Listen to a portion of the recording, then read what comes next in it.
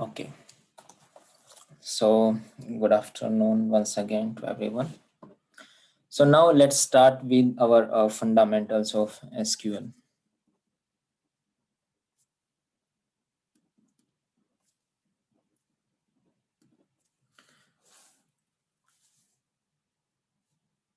Okay, so the thing is actually right now we will be doing understanding about the fundamentals of structure query language, right? So as I just told you in the Saturday sessions, we're gonna be covering for around 2 hours with the rest of the advanced fundamentals and others.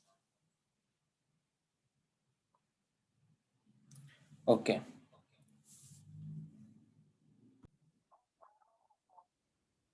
Okay. So I hope, am I audible properly? That's fine. So in fundamentals, as a part of fundamentals, we will be knowing some, some information about SQL query, right? Why and from where it started, and then we will move on to a structured diagram or say structured representation of what we have in structured query language, right? So remember, as a part of SQL, right? So there is a name of scientist called EF code, right? So this scientist or say researcher just proposed a research paper on somehow the data can be even stored and retrieved, right? So this scientist published a research paper. This was just a theoretical concept, right? So some theoretical concept with the help of which it was explained. And the thing is, he just proposed a theory later after, after some years, IBM for the first time, right? IBM designed first database system using the theory which is proposed by the code, right? In the very beginning, this structure query language was named as SEQUEL.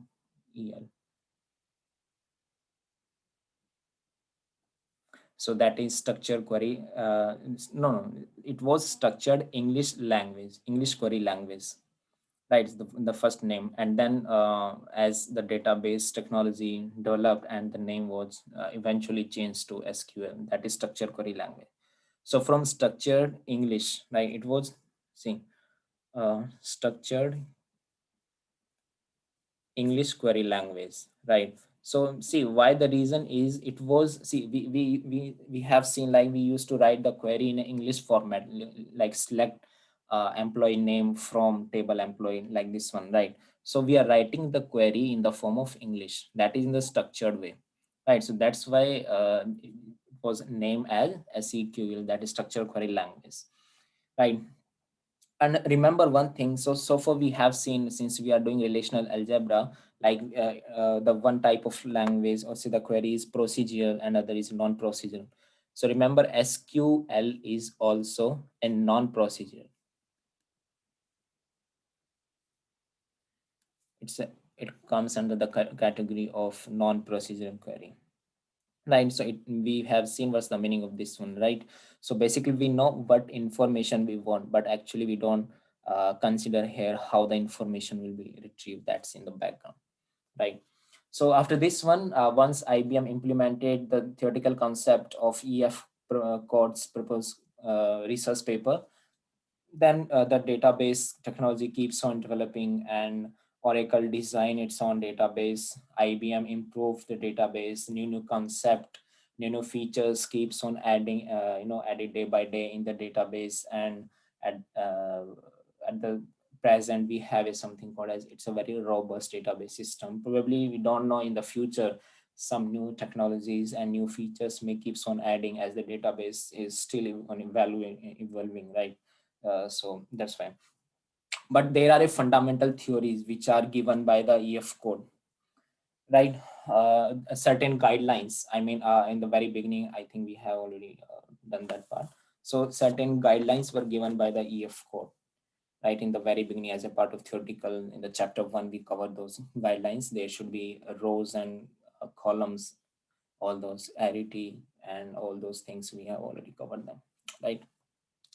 So now, as a part of this one in the fundamental, we will understand, more information about the query part, right? How the queries are being written, and a few important points that we need to take into consideration why we are writing any structured query language, right?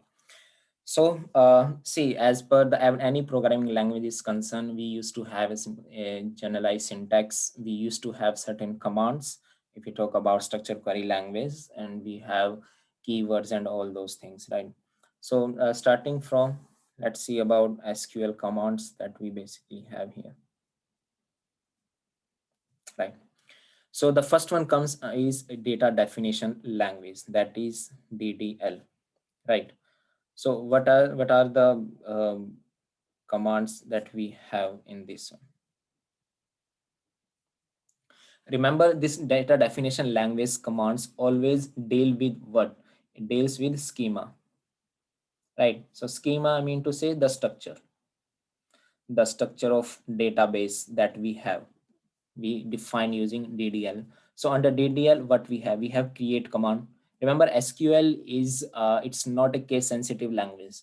So probably you can write in all capital letters or you can write in small letters as well, right? So we have create, we have alter, we have drop command, we have truncate, and also we have rename as well. So these are a few, data definition language with the help of which we define our, structure of schema, right? Then we will see one by one, and probably in the lab part, I hope you have already covered and you are quite familiar with this one, right? So we will compare it in that fashion only. So we have data manipulation language. Next one, that is DML, right? So in this one, we have some commands like select, we have insert, we have update, and we have the delete operation. These are a few, data manipulation commands. See, the data manipulation deals with your, the data part, right? This deals with your structure part, while this deals with your data part, right? So after this one, the next we have is data control language, that is DCL.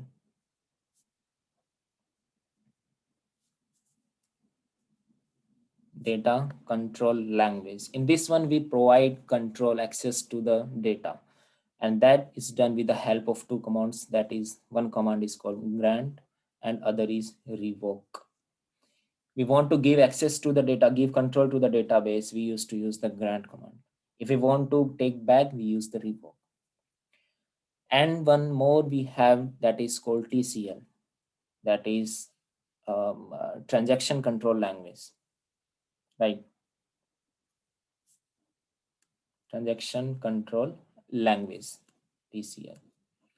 These languages contain those commands which are actually used to control the transactions, right? Once you have, in this one, once you have set up your database, you have everything. Now you want to perform some transactions over database. For example, you want to perform transactions in the bank's database, right? So for that, we have certain command, right? The commands, we have something called as commit, then we have a rollback, and something called we have the save point. These there is a very very precise use of all these commands. We need to use this command in a very effective way, right? Because if you are not using them effective way, then probably our database will be inconsistent. There will be a lot of anomalies, the database will not be accurate enough, right? So integrity will lost. So to make use of this one as a part of transaction control language, we will be covering this part in the transaction topic, right? Where we will see all about the ACID properties of the transactions, right? And in the transaction, we will see different schedules, and the schedules contains different transactions, and those transactions we need to use commit, rollback, and save point. So in a layman, the commit means you have successfully completed a transaction, right? So you have made some transactions in the database, you have just saved them. So if commit means you have, after completion of database, you have made the permanent changes in your database. The rollback means let's say you are in between the transaction and your transaction is interrupted due to some any reasons, probably it can be due to interruption of database, due to interruption of transaction in the database, probably it may be like somewhere in between here at this point you have committed some, you have just some error in the database, and probably you cannot proceed after this one, you cannot reach till commit. So whatever changes you have made here in the database, that needs to be reversed back. That's called your rollback, right? So where you will use rollback and how you will use rollback, this is again a very important part. So these we will see in the transactions. And then we have the save points, right? So these are save points means probably when the path is too large, you need to travel from starting beginning of the transaction till the commit.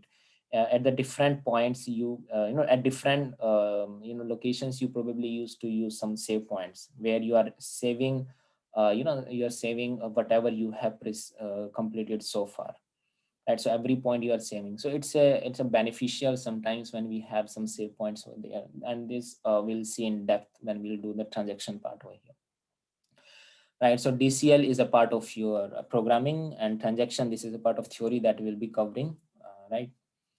So these are certain, and okay, after this one, there is something called as constraint as well, right? So probably you are quite familiar with this one, the constraint part, maybe as a part of your laboratory. So in the lab, you have covered the primary key constraint, right? Also, foreign key constraint you have seen. There is something called a check constraint, right? So you are familiar with primary and foreign key, but what is the check constraint? Say, sometime you have probably been encountered, you have just seen, experienced this thing when you're filling some form, right? There is some some options are used to be there where probably you cannot fill any value. So for example, I have just filled a form. This form can be applied by those students, or maybe those person who are above age of 18, right? So I'm going to put a check constraint here. So if your entered value is above 18, then probably you can proceed the value, the next steps. Otherwise, it will be asking you to put the the correct value. That's what the check constraint is used for. Then we have unique, that we are familiar. We have the unique, something called as default constraint is also used, right? So let's say you have given some values in the database, right? And you are not having right now some values that you can input for the database, but you cannot leave this as a blank. So in that case, probably you might be using some default values over here, right? And we have the not null, right? So you have already seen this one, right? So not null means you cannot leave this as a blank, right? You have to give some values over here. So these are what as a few constraint that we used to use over here, right? Okay, that's fine. Okay, now I'm just giving you an overview about, because the things you might be all familiar with. So as a part of just as a fundamental and quick reason, we can just revise them. Okay. So I am just explaining you and giving you some information about some important points. Probably you might be knowing and you might not be, having some information maybe in the lab, maybe you have covered or not. Like, okay, about create command. We all know that we use this command to create what? The table, that is the relation in our database. Probably with this one, it's not only the create command is used to create the tables, you can create views as well, right? So views are just a copy of the table itself, right? But we are, we are not making some changes in the real table. Rather, we are performing some action analysis over the views. It's a copy. So this we will see, later on, and probably you will cover this in the lab as well, right? So about alter command, right? So this alter command is used to modify the changes in uh, your relations that you have created. Basically, the structure I'm just saying, right? So in this create command, basically you are dealing with creating the table only, but with the help of alter command, right? So with the help of alter command, you are changing the structure, not the data. you can change the structure of table relation that you are created, but not the data. You cannot modify the data here, right? For example, alter command can be used to add columns. For example, you want to add the columns in your database, so probably the query for this one. Let's say alter table emp, you want to add some value, so add, let's say I want to add contact number, right? So you write contact and then you need to specify the size as well, I mean the data type, right? So this is how you can create the attribute on the previously defined table, that is emp. This is the syntax over here, right? You can drop the table as well, right? Probably alter table name, instead of add you write drop and write column. This is important, and then specify the attribute that you want to drop. For example, I'm dropping the same as, so in this way you can drop. So basically you are doing making change in the structure schema, not the data, right? So if let's say you want to change the data type, probably you can change the data type as well, right? So maybe you can just practice. For example, I'm writing alter table emp, I want to modify, that is modify, let's say EID. I want to, previously I have defined the EID data type as an integer, right? So I can store 1, 2, 3 values only. If I want to store like E1, E2, I need to use varchar over here, right?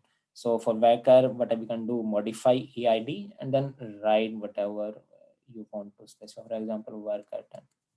So in default, when you will execute this one and you will check varchar 2 will be, used over here. So by default, varchar means varchar 2 data type. So in this way, you have modified what attribute over here, the data types attribute. You can change the column name, right? Rename column and then change from where to where you want to change. Probably you can change the table name as well, right? You can change the constraint even. So these are what the things that I have just told you are basically changing the structure, not the data, right? So remember, for alter command, basically we use to change the structure, not the data part over here, right? Okay, I hope you have understood. My next thing is, I mean, if you have covered this thing in the class, I hope alter you have already done. Now there is something alter, okay, that's fine. And now there is something called as update, right? So we can update the values also. For example, I want to update some salary of some employee in the table, right? So what I can do, the syntax probably you might be familiar, right? Update emp, then you want to set, so set salary equals to, for example, I'm just making double of the salary of the employee. So with this one, you can update the values, right? So the thing is, what is the difference, point of difference between alter and update? So, these are the conceptual differences now I will be talking about. So what is the difference between alter and update? So one difference, we know alter is what your DDL command, right? Data definition, while update is your what, DML, that is your manipulation command, right? So remember, alter, as I just told you, alter is used to change or say the modify structure of the relation, not the data, while update works on what, data change. Here what we are doing, we are changing the data, not the structure, right? So when we write this one, executing this command, all the salaries will be twice their previous values, right? So remember, in this one, in the alter command, we have only this one, but update command, we have something, we can use other clause as well. For example, where clause we can use. For example, I'm writing this one, see here, update emp, so set salary equals to salary twice 2, but where, let's say I don't want to modify, say, the double the salary of every employee. I want to double the salary of some specific employee. So what I can do, eid, where eid equals to, let's say, e2. So I'm going to pick up the row in which eid equals to 2, and I will do what, double the salary. This is what where clause, I mean, if you are already familiar with, you have done this in the lab. So with this one, I can, update the specific values over here, right? So remember this point of difference between alter and update we have. But this is okay, fine. I mean, but there is something which is more, that we need to take care of. That is the difference between, you can just ask, unmute yourself if you face any issue want to ask, right? So the difference between three commands, that is delete, drop, and truncate. This is important. So if we like if we see, and we are just on, coming in mind is, I mean, all these three commands will be doing the same thing probably, but there is a huge difference between, and process of execution they're working in your structured query language, right? There is a big difference between all these three commands. For example, in delete, right? So listen properly, everyone. So in delete, what used to happen? Okay, we know that delete is which command? DML. That is your data manipulation. Yes. So basically, this delete command is used to delete the row of a table. For example, let me write this here. For example, I want to write delete from, let's say we have student table, student. So if we'll execute this one, delete from student table, what it will do? It will delete all the rows of student. Every row of the student table will be deleted from here, right? What we are left over with is simple the schema, that is the structure part. The data will be completely traced, right? So in this way, and when you will try to check the what's the content of the data, probably the command that is describe the table name, that is DESC, and then the student table. When you will run this command, it will give you a column name only, probably there will be no data. For example, it will looks like something, if you are having student SID, S name, and age. So the output will be something like this one. There will be no record available over here.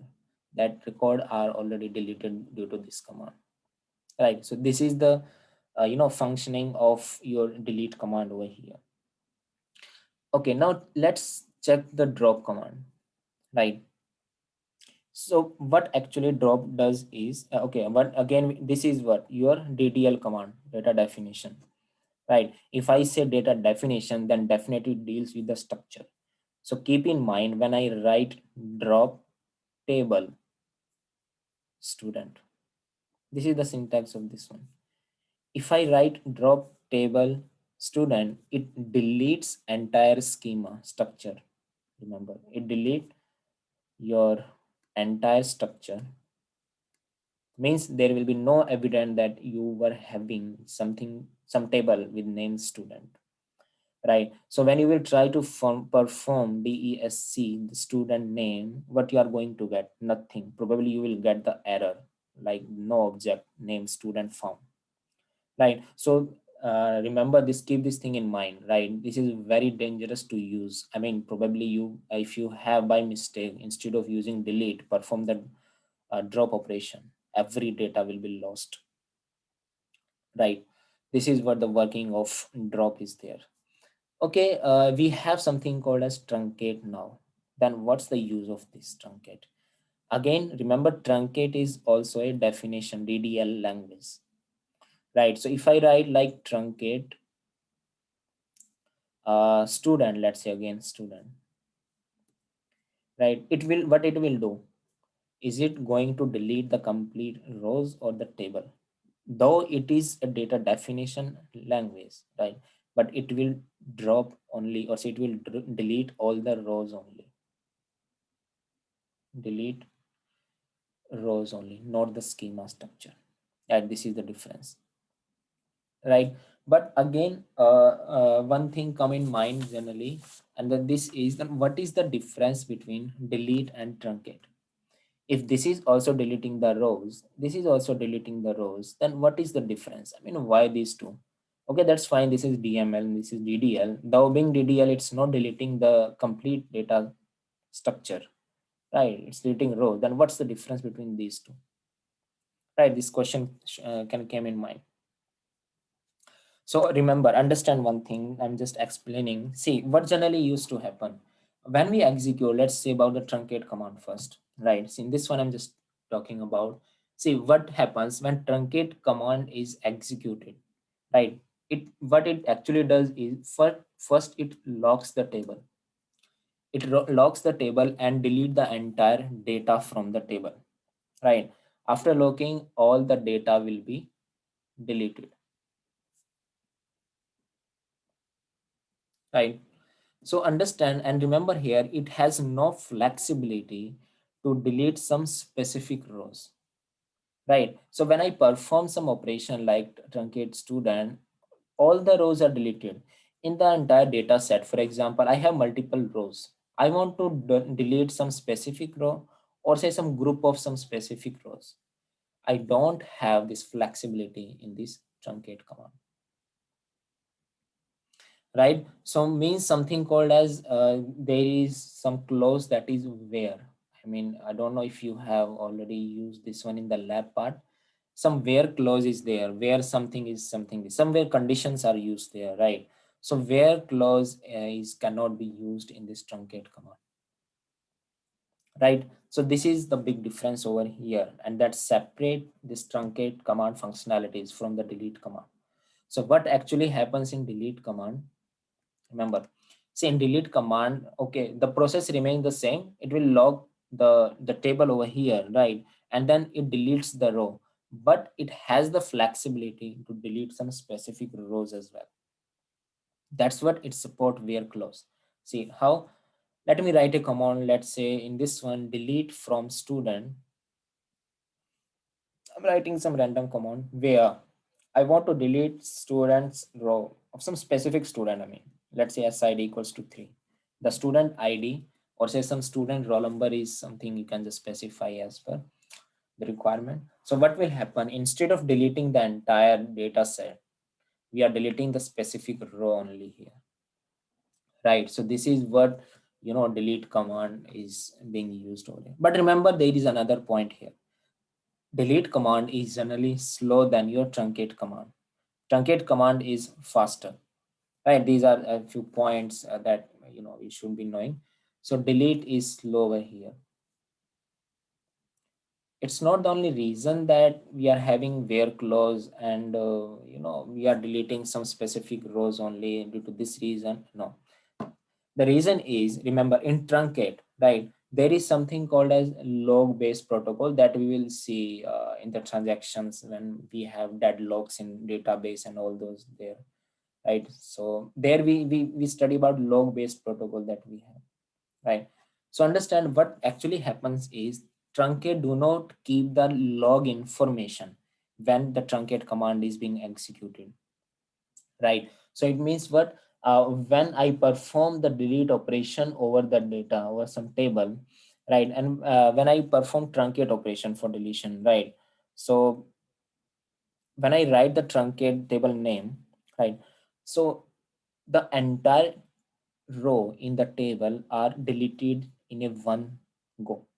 Means when we are deleting the the rows of the table without storing any information. For example, okay, what log basically, it stores the information like if I have deleted the data, then where temporarily the data is kept. If I'm deleting the data, at what time I have deleted the data, right? So when I delete the data, what was the the operating system being used, every timestamps is being, every information is being stored in the log, right? So no such information is being used and stored in the truncate operation, truncate command. And due to this reason, we cannot perform the rollback. Even we cannot perform the rollback, means we cannot recover the data that we have deleted using truncate command, right? So here, if you will try to roll back, definitely we are going to get nothing. It's permanently. But in case of delete command, opposite happens. We are storing a log based information when we are performing the delete operation.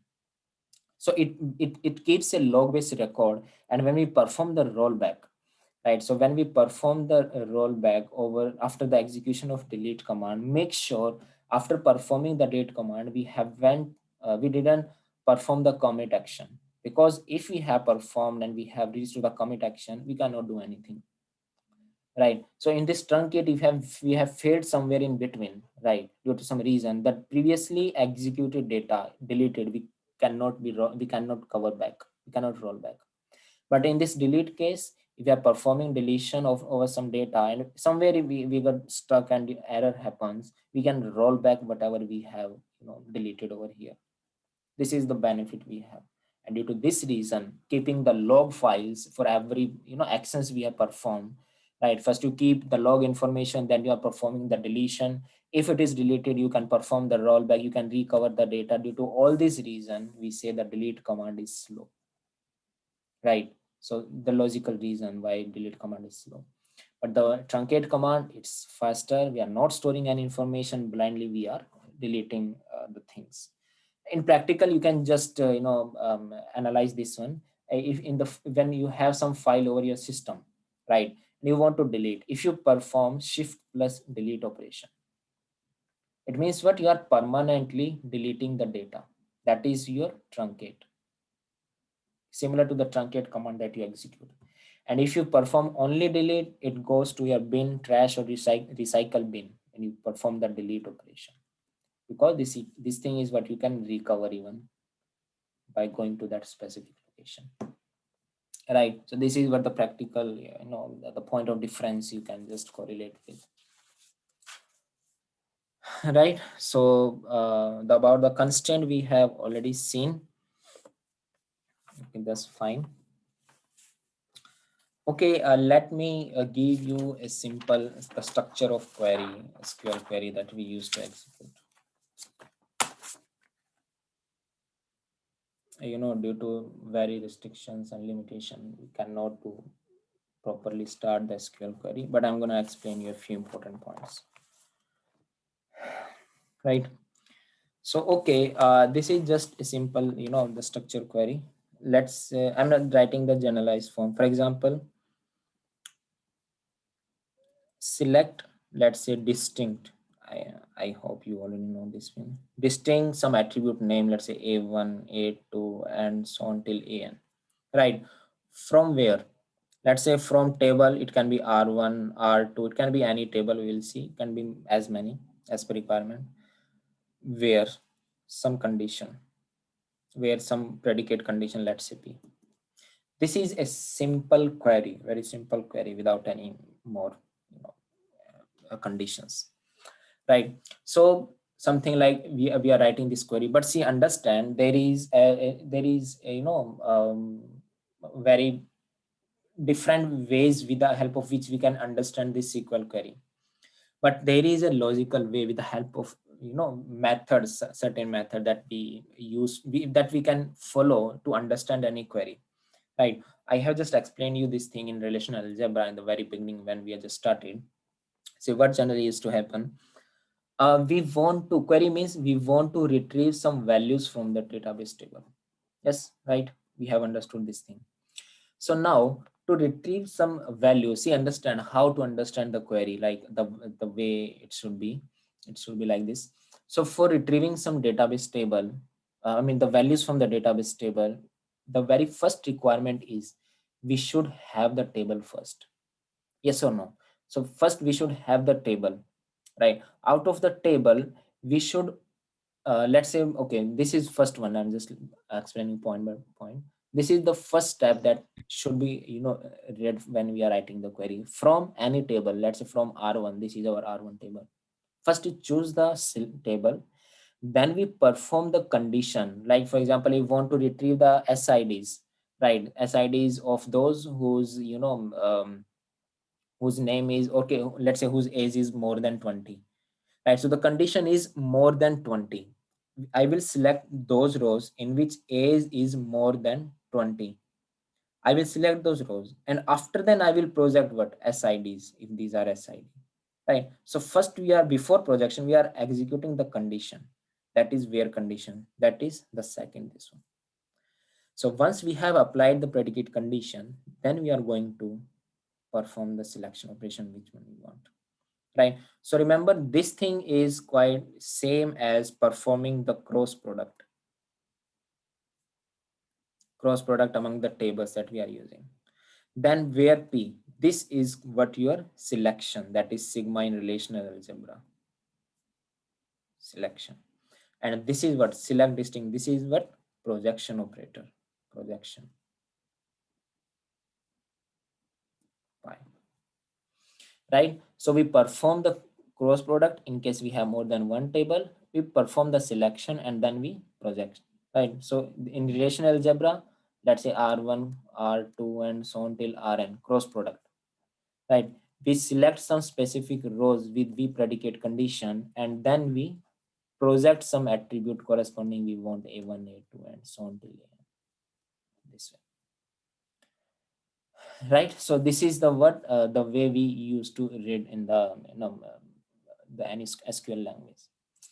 Now see what are the basic clause with the help of which we can write the SQL language. Some basic clause of your SQL query. See, understand I'm writing. Okay. See, let me write and we'll explain you then. Let's say select some distinct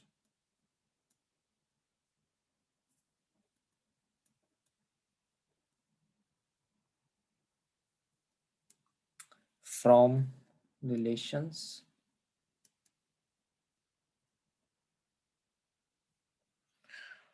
let's say where some condition P. Now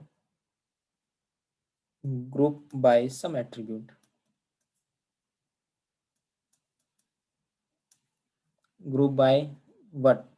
Having condition, right? What condition we should use to group? That is having some condition over here. And then you can perform the order part. For example, you want to order by some attribute, ascending, descending, and so on. Probably it can be descending, for example, DESC, we need to specify. And yeah, that's it. Optional parts are these one. Let me write this optional part in square brackets. Yeah, this one. Right, so this is what a query with some basic clause that we use in our SQL part, right? So let me tell you, okay, see, from where we'll start, from the table, right? This one, our first will be from the table, right? From the table, we perform the selection operation that is using where clause, right? Now we have selected some rows. For example, in the database, we have selected some rows, some specific rows. Now, out of these row, I want to formulate the group, right? For example, I have selected whose age is more than 20 and having SGPA of, SGPA of, let's say, we can say SGPA of greater than 77, 7.0. So what we will do, SGPA who's, the table, the set values, row values whose SGPA is greater than 70, we'll be formulating a separate group, right? So we are separating using a group by, right? We are performing group by some attribute, that is what SGPA, having the condition SGPA is greater than 70. So always remember, group by having will come together, right? So that's why square bracket in a common. So after performing the selection operation, probably we can perform this group by as per the requirement. It's not necessary. So after 3 group by and 4, we have the having, right? So once we have performed this one, we have all done all those things, then we can project them. Probably we can select them, right? So for selection, we can select distinct values, right? So if we want to select the distinct values, probably we can perform the distinct, right? After selection, and you can probably order the values. So in the last, you can perform those values, right? So remember, when I said this projection, you might have this question in mind. So in this one, select distinct, this one over here, right? If I execute this projection, then how 6 and 7 will be executed? So remember, this final projection will be always be executed. It will check whether there is any left out conditions or not. Make sure if we have not used order by or distinct, it will simply project, right? So as a part of ordering, okay, that's fine. I have written distinct 6 over and 7 over here, right? So this is the normal execution flow that we used to have out of, when we use any um, SQL query language over here, right? Well, let me just show you with the help of an example. For example, if I have two tables, for example, R and S. We have the values A comma B attribute, C and D value, something here, right? Let me write some values. Okay, to let's take some values just for understanding. Okay, these are some specific values. I'm writing that select, okay, let's say R dot star, basically for retrieving every value of R table from R comma S, where R dot B equals to S dot C. Means when B value of R will be equal to C value of S, I'm gonna project all the record of your say R table. So what I will get as a part of this query, I'm projecting R table, so definitely we have A and B values. So see, for this one, since this is what cross product, so we have already covered this one. Cross product means for every one value, we are having all the values, right? So for 2 comma 2, we have matched with these two values, right? So in that case, this specific value will be written 2 times. Yes or no? Now for this value, again, we have the matching value, this one, this. So this value will be again written 2 times. The reason is we have matching with 2, right? Then we have 3 3 only one time, so 3 3, and 4 3 with one time, that's 4 3. This is what the output we have for this one, right? So probably we can write the record as well, right? But if I write the query like this one, I mean relational algebra query, right? R dot B is equals to S dot C, and I'm projecting what AB, let's say. What will be the output for this one?